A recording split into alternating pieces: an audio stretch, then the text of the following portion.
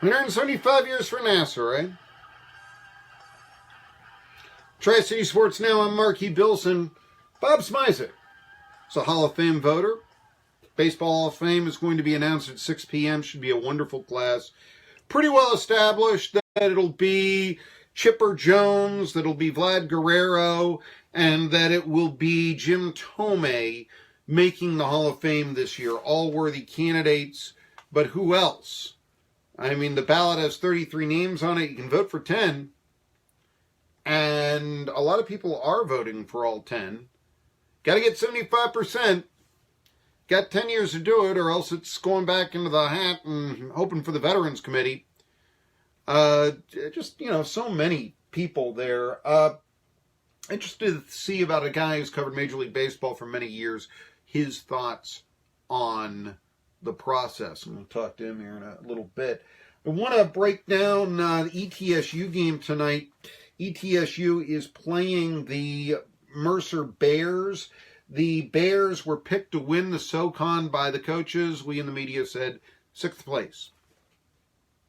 I picked UNCG. I didn't think ETSU was going to be as good as they are. They're much better. 10 in a row. That's how many ETSU has won. I'm halfway expecting him to get into that others receiving votes on the AP poll if this continues. I got to tell you that. I'm beginning to say, 10 in a row, third longest winning streak in the nation, longest winning streak for East Tennessee State basketball since they won 16 in a row during the senior year of Zakiwa Dude and Gerald Fields, and that was probably I'm going to say that was the second best team. No, I'm not. Because that might be I don't want to say disrespectful, but I'm not. 68 ETSU went to the Sweet 16 with Harley Skeeter Swift, and he was an ABA performer for 5 years. And the 2004 Bucks did not have any NBA players on them. So I'm going to hold off before I say that was the second best. But that was, I'll go this far. That was one of the 5 best ETSU teams in history, in my opinion, were the 2004 ETSU Buccaneers.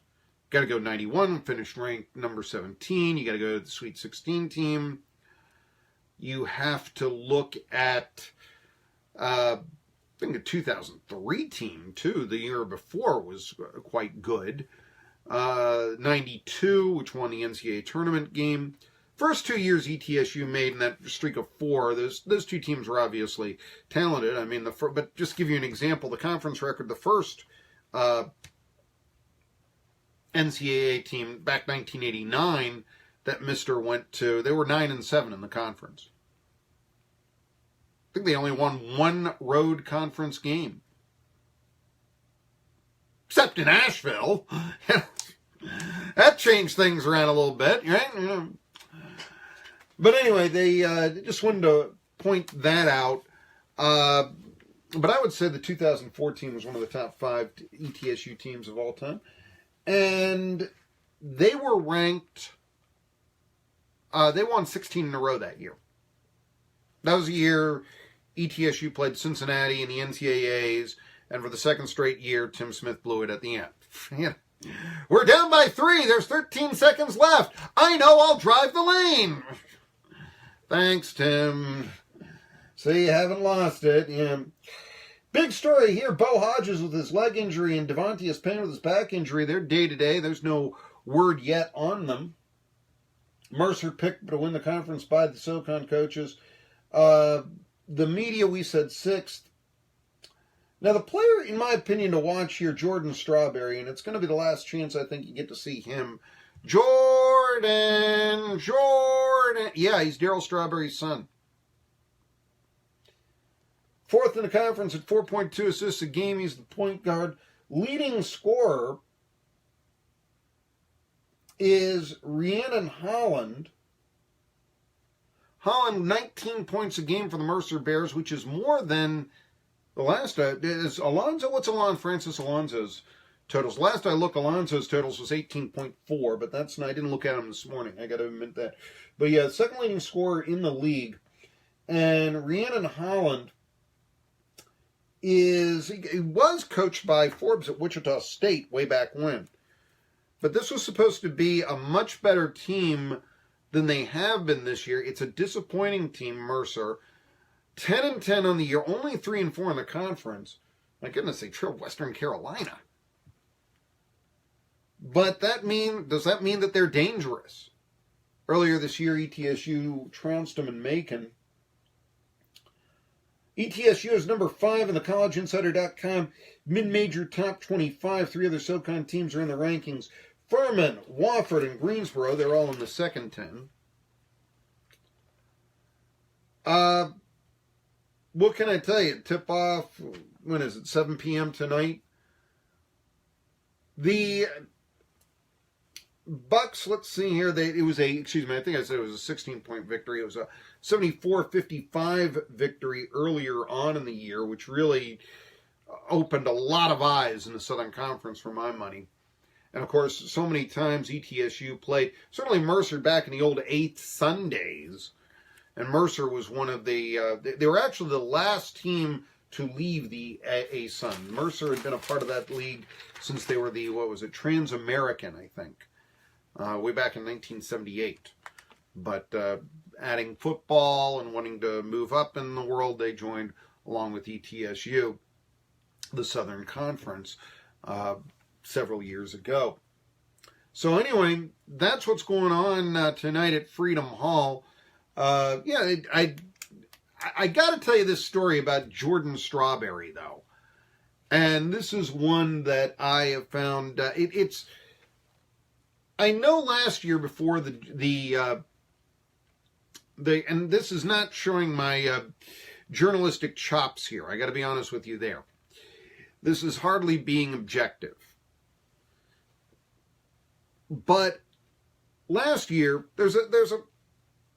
last year, there's a cheering section, I think made up of students at ETSU games. It's called the Mutiny. You'd think that it would be more supportive than Mutiny, but nevertheless, it's called the Mutiny. Right. They're on Twitter. And the Mutiny, I was communicating with them on Twitter. And I said to them, you've got to get the chant going with Jordan Strawberry. Jordan, you've got to get that chant going. Oh, we'll have chant. We'll be on him. Don't worry about that. No, you don't understand. It's got to be Jordan.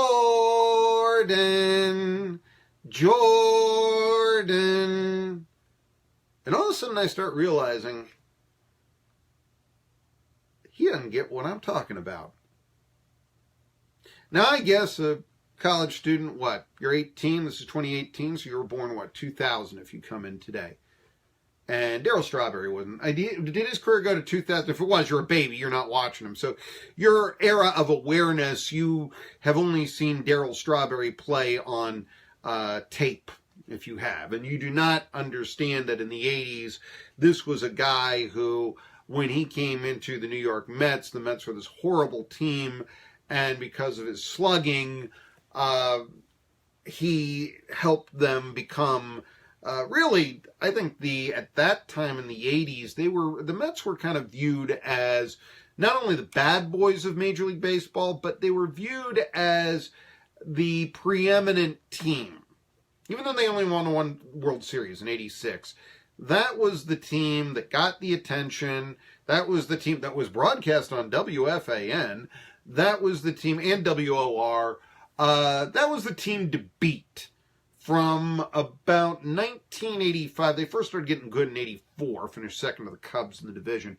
But into about 1990 when they finished second to the Pirates in the division. They only finished first twice, but they were always in contention, and that was the team that you said, you got to beat the Mets. That's the one. The Mets were they were considered arrogant, in large part because of Darryl Strawberry.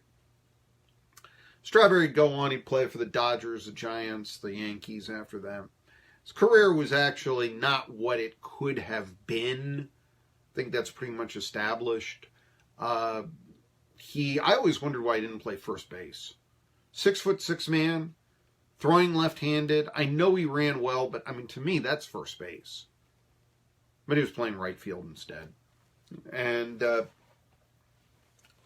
anyhow, with Strawberry, 1986 World Series, the one the Mets won, they play the Red Sox. All the time in Boston, all you heard coming from the stands when Darryl Strawberry was there, Darryl, Darryl, Darryl. They even made a mention of it on The Simpsons. And that created that sort of taunting chant that you will get from time to time. It doesn't matter who, you're taunting, right? Beginning with Brady, LeBron.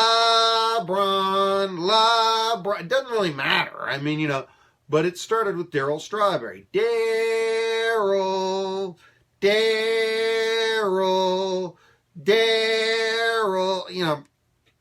So I said to the Mutiny, you've got to do this.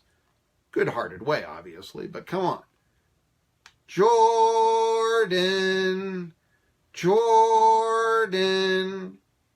They don't get it. They're too young. And I'm referencing them, all sorts of internet stuff and all that. It's not like, you go up and you look at the guy's record on Baseball Reference with Darryl Strawberry. I mean, that's not part of, See, the whole that came up 1983 with the New York Mets, hit his first home run in a 11-4 victory against the Pittsburgh Pirates.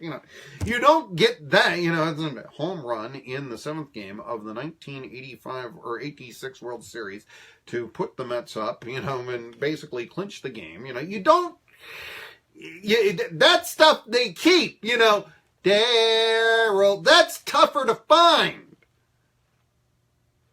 But it just goes to show you what in the world, if the younger generation doesn't get Darryl, what in the world are they teaching them in school?